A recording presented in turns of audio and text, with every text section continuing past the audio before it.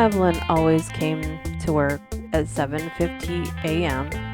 at Super Safe Grocery Store every day, 8 to 4:30, Monday through Friday, as a cashier for 25 years now. Donald, her manager, started working there at the same time as she did, right after high school. And although his manager's schedule varied from Evelyn's, he was always kept up to date on her from other managers, especially his assistant manager, Rob. Not because she acted weird or did anything out of the norm, quite the opposite. Always the same. Exactly the same. Never late. Never sick. Same lunch. Same hair. In fact, she had slowly morphed into gray hair and glasses. Slightly frumpier clothes maybe, but that's about it. Evelyn never got upset either. Not even at angry customers. Even one particularly angry customer who was up in her face, screaming at her as small speckles of spit landed on her lenses. She just blinked slowly as he screamed on, let them say whatever, and finished their transaction. Then said, like she always did, "Thank you for shopping at Super Safe. Please come again and have a nice day." And proceeded on to the next customer, just the same way she did every day for 25 years. One day, though, Rob, the assistant manager, noted something as she returned from break and asked Donald about it later. Good afternoon, shoppers. Our special today is Salisbury steak, $3.99 a pound, and you get a free pound of cheese. "Dude, guess what I saw today?" "What?"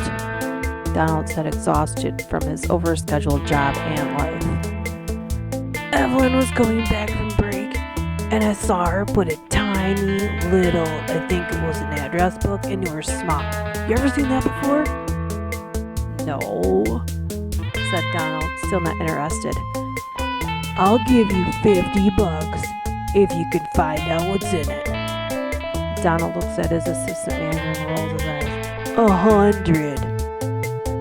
"How would we ever even get our hands on it, Rob?" They both stared out the manager's office, one-way mirror, contemplating. "Tell her we're doing random routine sweeps of everyone's personal items, like from theft and stuff." "Think that'll work?" "Yeah, we'll just make everyone hand in their smocks." Timothy Duncan, please come to the front of the store. Your mommy is waiting impatiently for you. "Okay." "But the lack of exciting shit in that tiny book is gonna be an expensive wager." "Whatever, man. Just get your hands on it. You know there has to be something freaky going on somewhere with that chick." "Okay. You know what's really freaky, though? The fact that you do little to no work in front of your boss with fear of getting fired." "Ha. Okay, yes, sir." He saluted him and walked off, and the end of the day came, and Evelyn, as she was clocking out, Donald approached her. "Hey, Evelyn, can you do me a favor and hand over your smock?" Okay. Did I do something wrong, sir?"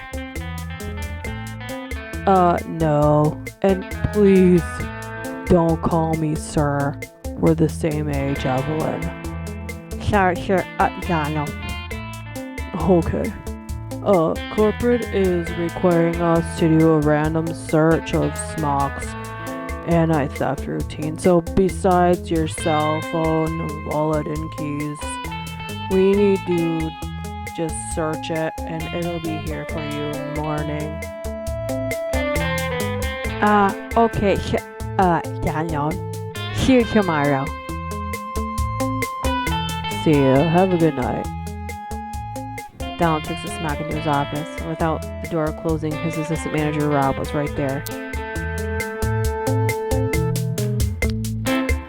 Irv, clean up on aisle 4. I just saw Evelyn leaving. Did you get it? Donald holds out his hand. That'll be $100. Damn! Slaps the bill into his hand. Ha ha, don't mess with the master. Did you look at it yet? No. But if we find anything, and I mean anything remotely interesting, I'll give you your $100 back. Oh, you're on. Now open the damn thing. Donald takes a smack, digs into the front pocket. Crisp, clean smack has nothing in the pocket except for the tiny book. No pen, no random papers, no wrappers. Most people's smacks resemble the bottom of someone's purse. Finally grasping the small little notebook in his hand, he opens it and stares at it for a second, confused. What is it? I'm not sure. It doesn't make sense. Any guesses? Inside the little book were check marks, sort of like when someone's keeping track of a score or something without numbers, like 4 scratches and then the 5th one going through it diagonally. I count 137. You? Same, but look through the rest. Maybe there's something else. Donald shook it to see if anything came out. Nothing. Then he shuffled through it and then fanned it. Wait! What? I saw something. Go back. About 2/3 of the way through the book, there was something written backwards. MOC.Z. Dude, it's backwards. It says SSKILLZ.com.